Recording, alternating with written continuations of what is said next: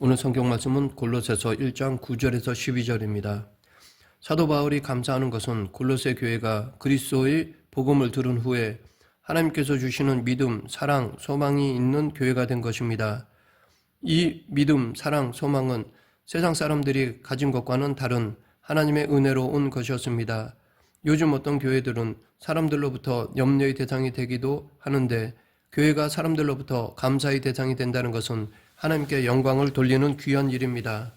그런데 골로새 교회가 바울에게 감사의 대상이 되기는 했지만 그렇다고 완전한 교회가 되었다는 것을 말하는 것은 아닙니다. 그 교회에도 아직 부족한 부분이 있었고 바울은 골로새 교회를 위해서 간구의 기도를 하는데 그 내용이 오늘 본문에 나오고 있습니다.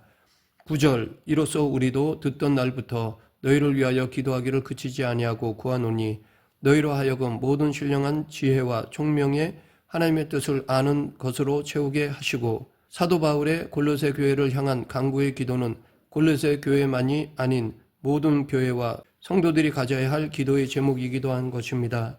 우리는 내가 속한 교회를 위해서 기도해야 합니다. 이 교회를 위한 기도는 곧 자기 자신을 위한 기도이기도 합니다. 왜냐하면 각 성도는 교회라는 몸을 구성하는 지체이기 때문입니다. 오늘 본문을 통해 우리가 우리 자신을 위해서 그리고 교회를 위해서 어떠한 기도를 해야 하는지에 대해 알아보겠습니다. 먼저 사도 바울은 골로새 교회가 하나님의 뜻을 아는 모든 신령한 지혜와 총명으로 가득 채워주기를 기도하였습니다. 교회는 하나님의 뜻을 아는 지혜와 총명이 가득한 곳이 되어야 합니다.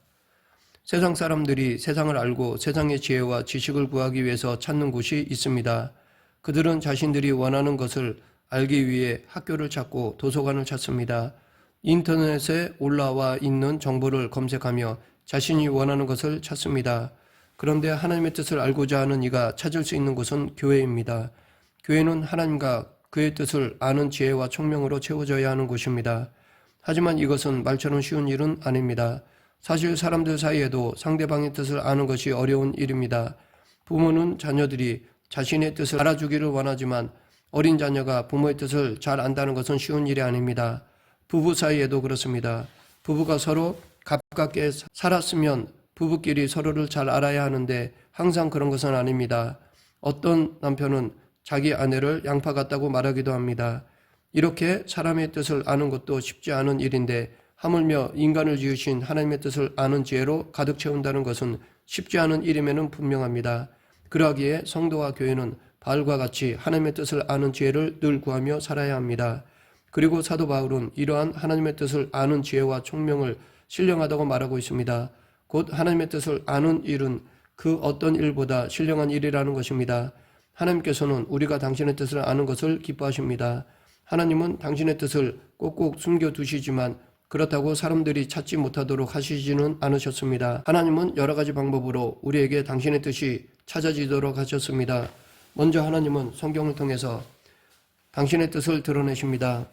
데이비드 매티스라는 사람은 모든 역사 가운데 가장 위대한 사실 중 하나는 하나님께서 우리에게 성경을 주셨다는 것입니다. 라고 하였습니다. 성경은 하나님의 뜻이 담겨진 지혜의 말씀입니다.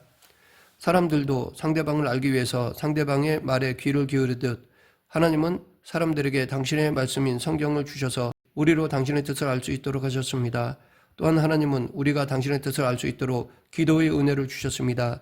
기도를 우리에게 주신 목적 중에 하나는 내 뜻을 관철시키기 위한 것이 아니라 하나님의 뜻을 알게 하기 위해서입니다.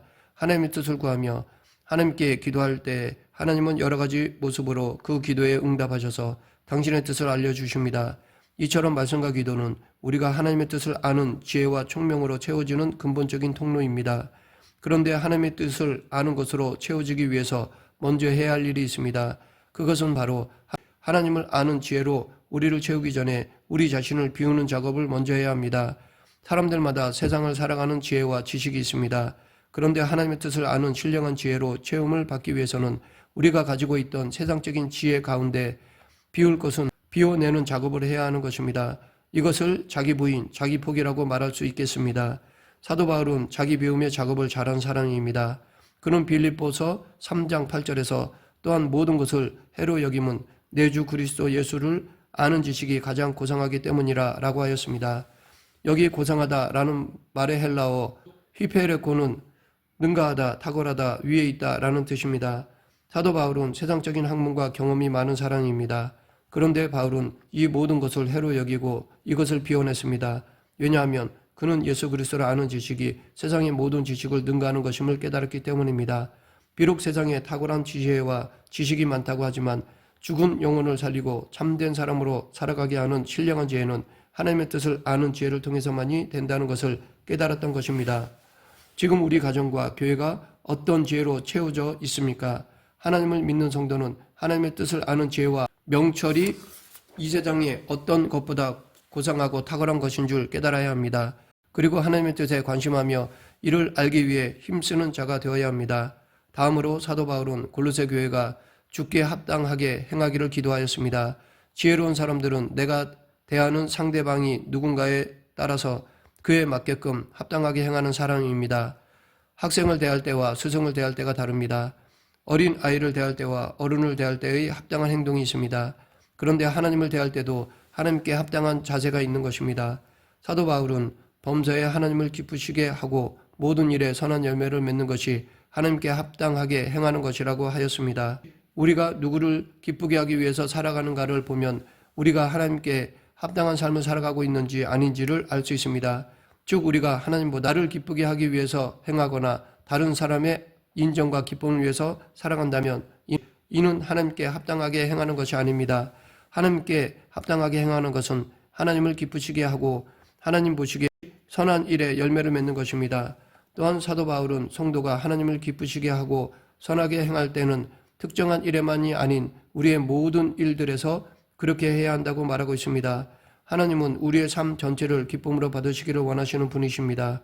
우리가 하나님의 뜻을 아는 것은 단순히 지적으로만 안다는 것을 의미하는 것이 아닙니다. 하나님의 뜻을 아는 이들은 모든 생활 영역에서 하나님을 기쁘시게 하는 열매를 맺기 위해서 행하는 사람입니다. 또한 사도 바울은 골로새 교회에게 힘을 달라고 기도하였습니다. 즉 성령의 권능을 구하였습니다. 우리는 자신이 뜻한 것을 이루기 위해서는 힘이 필요합니다. 육신의 힘도 필요하고 물질이나 그 뜻을 이루기 위한 능력도 필요합니다. 힘이 없으면 아무리 좋은 뜻이 있어도 그 일을 성취할 수가 없습니다. 우리가 하나님의 뜻을 이루기 위해서도 성령의 권능이 필요합니다. 사도행전 3장 6절에 보면 베드로와 요한이 기도하러 성전에 올라가는데 성전 민문에서 구걸하는 사람이 있었습니다.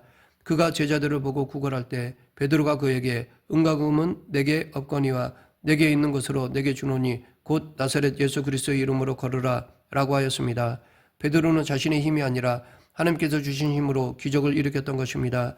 즉 성령의 권능으로 기적을 행하였습니다. 하나님의 뜻을 이루는 자는 하나님의 힘을 의지하여 해야 합니다. 성령의 권능을 의지해야 합니다. 모든 힘의 출처가 하나님으로부터 온다는 것을 잊지 말아야 합니다. 예수님께서는 제자들에게 추수할 일꾼을 위해서 하나님께 기도하라고 하셨습니다. 사역을 할 때에 사람의 힘도 필요합니다. 돈의 힘도 필요합니다. 기술력도 필요합니다. 하지만 이것들은 하나님이 사용하시는 도구일 뿐 근본적으로는 성령의 권능으로 하는 것입니다. 그리고 하나님의 영광의 힘이 필요한 이유가 또 있습니다. 사도 바울은 영광의 힘으로 모든 견딘과 오래 참음을 가지도록 하기를 위해 기도하였습니다. 하나님의 뜻대로 살아갈 때 시험과 연단이 따르게 마련입니다. 환난과 고통을 당할 때에 견디고 오래 참을 수 있는 것도 성령의 권능이 임할 때에 가능합니다. 또한 사도 바울은 고린도전서 10장 13절에서 사람이 감당한 시험 밖에는 너에게 당할 것이 없나니 오직 하나님은 미쁘사 너희가 감당하지 못할 시험 당함을 허락하지 아니하시고 시험 당할 즈음에 또한 피할 길을 내사 너희로 능히 감당하게 하시느니라 라고 하였습니다. 어렵고 힘든 상황에 놓였을 때 하나님의 힘을 구하면 하나님께서 힘을 주셔서 감당케 하십니다. 그러하기에 하나님의 뜻을 행할 때에 우리는 하나님의 힘을 공급받기를 위해서 기도해야 합니다. 즉 성령 충만을 기도해야 합니다. 그리고 하나님이 주신 힘으로 일을 하고 나서 내 힘으로 했다고 교만하지 말고 하나님께 영광을 돌리는 삶을 살아야 합니다.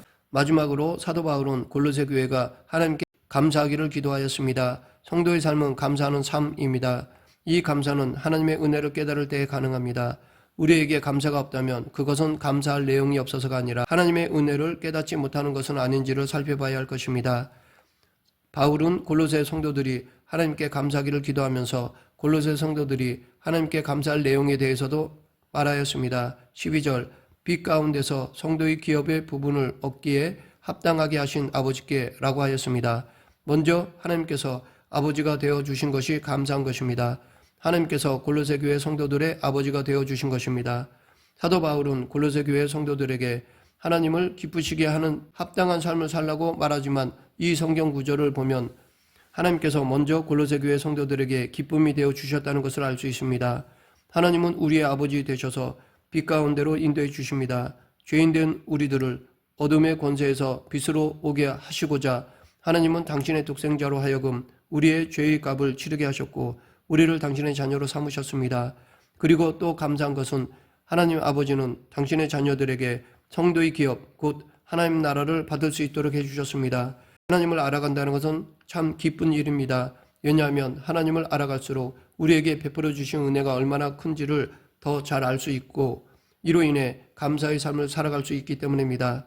지금까지 사도 바울의 골로새 교회를 위해 기도한 내용들을 보면 이 기도 내용이 지금 우리들도 자신과 교회를 위해 기도해야 할 내용이라 봅니다. 지금 우리도 하나님의 뜻을 아는 지식으로 채워지기 위해 기도해야 합니다. 교회는 세상적인 지혜와 가치를 전하는 것이 아니라 하나님의 뜻을 전하는 것입니다. 그렇기 때문에 성도는 무엇보다 하나님의 뜻을 아는 지혜와 총명이 있어야 합니다. 그러기 위해서는 나를 채우고 있었던 세상적인 것들을 비워나가야 합니다. 즉 자기 부인, 자기 포기를 해야 합니다. 그리고 그 빈자리에 하나님의 말씀으로 채우고 기도하는 삶을 살아야 합니다. 어쩌면 하나님의 말씀으로 내 안에 있는 세상적인 것을 밀어내야 하는 것인지도 모릅니다. 그리고 우리도 하나님께 합당하게 행하기 위해서 기도해야 합니다. 하나님이 기뻐하시는 선한 일을 하기 위해서 기도해야 합니다. 이러한 행함을 통해서 우리는 하나님을 더욱 알아갈 수 있습니다. 또한 우리도 성령님의 권능으로 하나님의 뜻을 이루는 삶을 살아가기 위해 기도해야 합니다.